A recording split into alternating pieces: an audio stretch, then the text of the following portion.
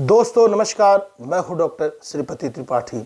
आज हम बात कर रहे हैं छठ पर्व के बारे में, उसके महात्म्य के बारे में। क्या है छठ पर्व का महत्व, आइए जानते हैं इस वीडियो के माध्यम से। भारतवर्ष धर्म प्रधान देश है। ऋषि मुनियों ने समाज के लाभ के लिए व्रतों का विधान किया है। ऋतुओं के अनुसार व्रतों के प्रसाद बनाए जाते हैं। छठ कार्तिक माह में होता है। इसी माह में ठंड शुरू हो जाती है। कफ तथा सर्दी का प्रकोप शुरू हो जाता है। शरीर में फास्फोरस की कमी होने के कारण शरीर में रोग, कफ, सर्दी इत्यादि के लक्षण परिलक्षित होने लगते हैं। फास्फोरस की कमी के कारण कफ की मात्रा बढ़ जाती है। आयुर्वेद में गुड़ एवं मधु को ही एकमात्र उपयुक्त बताया है।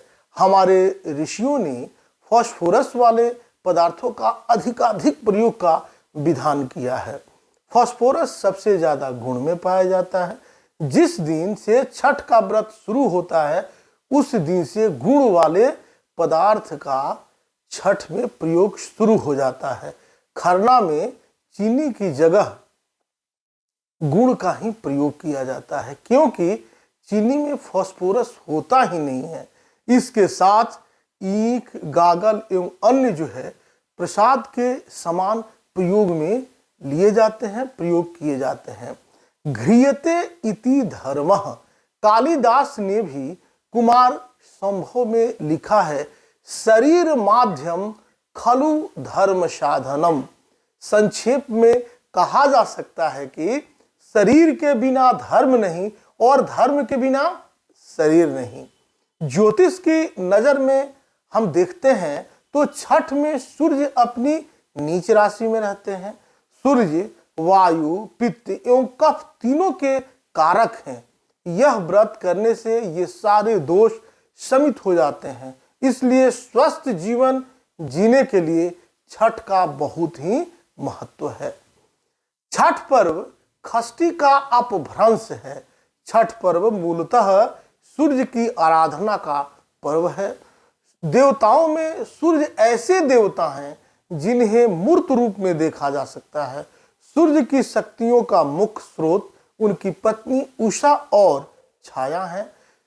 छठ में सूर्य के साथ साथ दोनों शक्तियों की संयुक्त आराधना होती है।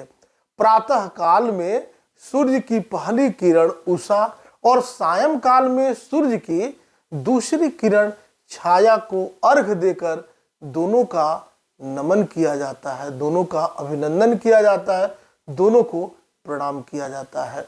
पौराणिक और लोक कथाएं प्रचलित है, आइए जानते हैं उसके बारे में। सूर्य को आरोग्य देवता माना गया है। सूर्य की किरणों में कई रोगों को नष्ट करने की क्षमता पाई गई है। ऋषि मुनियों ने अपने अनुसंधान के क्रम में इसका प्रभाव विशेष पाया है। भगवान कृष्ण के पौत्र सांब को कुष्ठ रोग हो गया था। इस रोग से मुक्ति के लिए उन्होंने विशेष सूर्योपासना की। शास्त्रानुसार लंका विजय के बाद राम राज्य की स्थापना के दिन कार्तिक शुक्ल षष्ठी को भगवान राम और माता सीता ने उपवास किया और सूर्यदेव की विधिवत आराधना की। सप्तमी को सूर्योदय के समय पुनः अनुष्ठान कर सूर्यदेव से आशीर्वाद प्राप्त किया था। महाभारत से एक अन्य मान्यता के अनुसार छठ पर्व की शुरुआत महाभारत काल में हुई थी। सबसे पहले सूर्यपुत्र कर्ण ने सूर्यदेव की पूजा शुरू की। कर्ण भगवान सूर्य के परम भक्त थे। वह प्रतिदिन घंटों कमर तक पानी में खड़े होकर सूर्यदेव को अर्घ्य देते थे। सूर्यदेव की कृपा से ही वे महान योद्धा बने थे। आज भी छठ में अर्घ्य दान की यही पद्धति प्रचलित है। कुछ कथाओं में पांडवों की पत्नी द्रौपदी द्वारा भी सूर्य की पूजा करने का उल्लेख है। वे अपने परिजनों के उत्तम स्वास्थ्य की कामना और लंबी उम्र के लिए नियमित सूर्य पूजा करती थी। पुराणों से एक कथा के अनुसार राजा प्रियंवद को कोई संतान नहीं थी। प्रियव्रत तब महर्षि कश्यप ने पुत्रेष्टि यज्ञ कराकर उनकी पत्नी मालिनी को यज्ञाहुति के लिए बनाई गई खीर दी। इसके प्रभाव से उन्हें पुत्र प्राप्त हुआ, परंतु वह मृत पैदा हुआ। प्रियव्रत पुत्र को लेकर श्मशान गए और पुत्र वियोग में प्राण त्यागने लगे। उसी वक्त ब्रह्मा जी की मानस कन्या देवसेना प्रकट हुई और कहा गया कि सृष्टि की मूल प्रकृति के छठे अंश से उत्पन्न होने के कारण मैं खष्टी कहलाती हूँ।